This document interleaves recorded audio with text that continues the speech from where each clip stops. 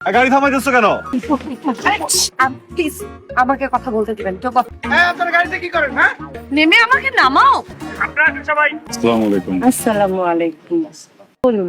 ওয়ালাইকুম আসসালাম। এত রাতে আপনারা কোথায় যাচ্ছেন? আমি কথা বলছি না। হয়েছে কি জসিম ভাইয়া, আমরা সবে মাত্র বিয়ে করেছি আর উনি হচ্ছে আমার হাজবেন্ড।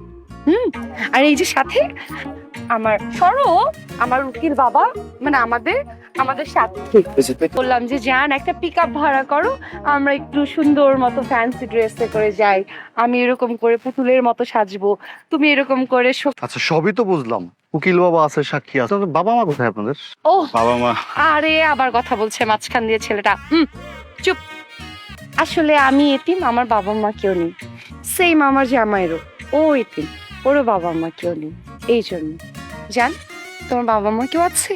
ভাই, ওর বাবা আমার চোখের সামনে মারা গেছে। আমি ওর বাবাও। আচ্ছা, বিয়ে করছেন, ভালো কথা, সাবধানে থাকবেন। কি বিয়ে